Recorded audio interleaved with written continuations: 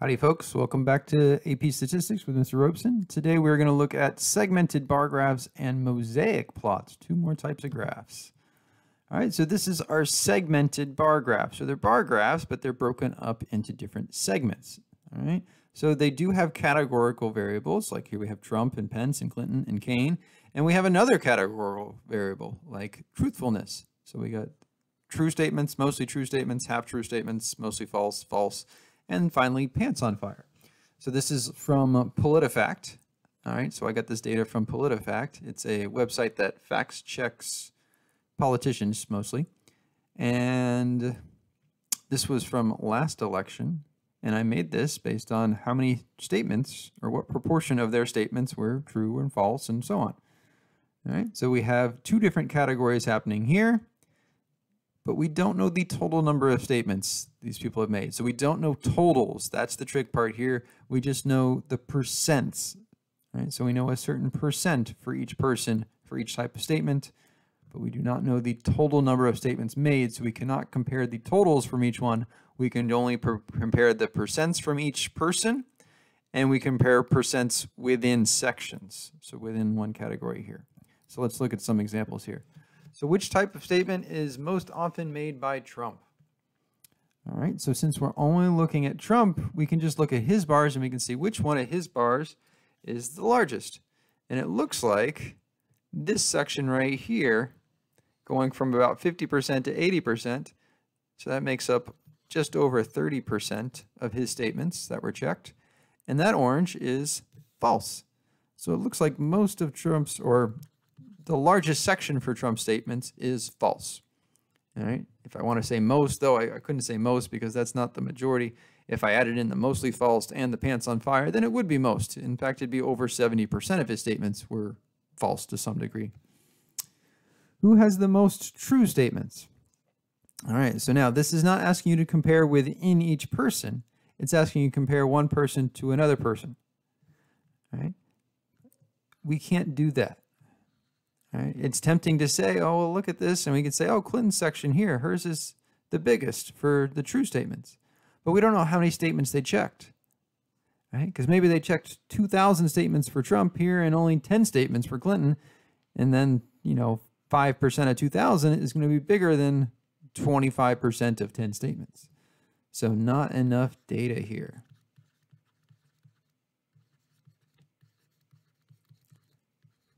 All right, so we need totals. All right, so that's one downfall to the segmented bar graph. We can't compare one person to another person unless we have totals. And on the AP exam, they love to ask you those questions. They'll say which one of these statements is true or which one of these statements is not true. And the ones with the totals, you can't say anything about them. All right, so we don't know. Who has the largest portion of true or mostly true statements? So now we're asking about portions. So now we can compare because now it's asking whose percent is the greatest for true or mostly true.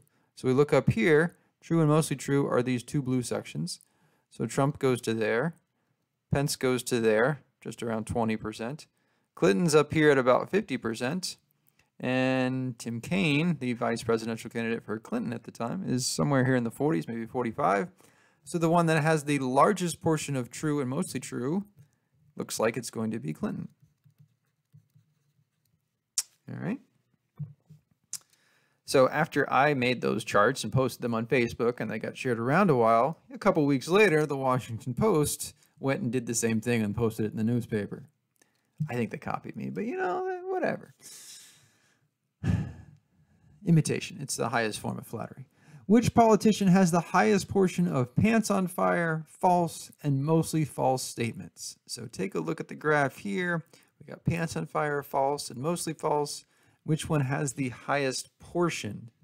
All right, so we're asking portion this time.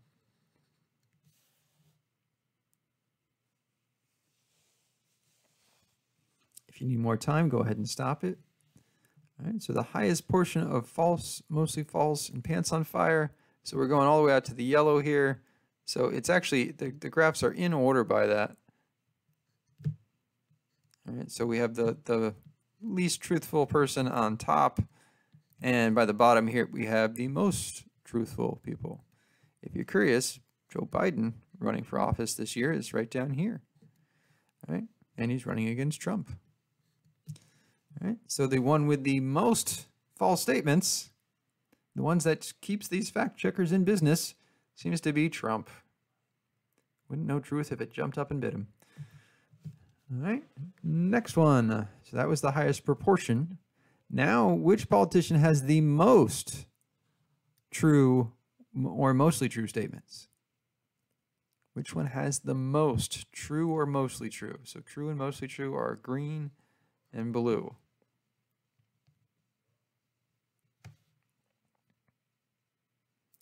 All right, if you need more time, go ahead and stop it. All right, so I'm looking here and I'm saying, okay, well, the one that has the green the farthest up looks like Clinton down here. And then Sanders, Bernie Sanders, and John Kasich are both also doing pretty well there. All right, Joe Biden, not bad. Not great, but not bad. He's got a lot of in the middle here. So it looks like I'd say Hillary Clinton. But wait, it's asking for most. And we don't know how many statements were checked from each of these people. All right, so our answer here is we don't have enough data to make that decision because we don't know how many statements were checked. If we wanted the most portion of true statements or mostly true statements, then that would be Clinton. But since it doesn't say portion, if it's just asking for most, we can't compare with just the percents. We need to have totals. All right, so the way we get around this is we introduce a different type of graph where we don't need the totals. All right, we do introduce something called a mosaic plot. Mosaic meaning you take a bunch of tiles of different shapes and you put them together like the art project, like a mosaic. It's like a segmented bar graph, but we take into account the number of subjects by taking into account the width of the bars. So if there's more subjects, we make the bars wider. All right, so here it is as a segmented bar graph going vertically instead of horizontally, which is fine. We can do that. All right, and we don't know who took more tests for AB or BC or computer science A or computer science principles or statistics. We can just see what percent got each of these following AP scores. So I know these are numbers here, but we can still treat them as categorical numbers or categorical variables. Now, when we come over to this one, here's our mosaic plot. I suppose I should label this the segmented bar. All right, so now the widths tell us that it looks like Calc AB has the most tests. So we're looking at AP exam scores here. Looks like Calc AB has the most tests because it's the widest. And then Stats looks like it's the second widest, so it's got the second most out of the tests that were checked here. And then it looks like Calc BC, and then Computer Science Principles, and then Computer Science A. And we can also try and say, okay, well, which section looks like it's the biggest? My vote would be, I don't know, one of these ones over here. It looks like 20%, over 20%, 20%, less than 20%, less than 20%. Maybe this section right here is the biggest. Right? It's not necessarily easy to tell. This one's pretty big too, but this one's so much wider.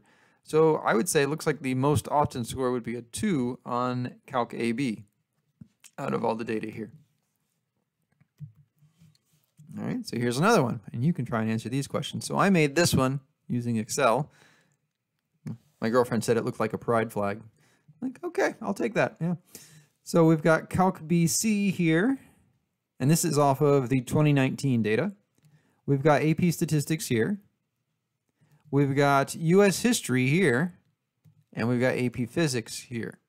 So we've got 1s are in red, 2s are in orange, 3s are in yellow, 4s are green, and 5s are blue. So which test had the most students take it? All right, well, the way we find that is we say which one is the widest.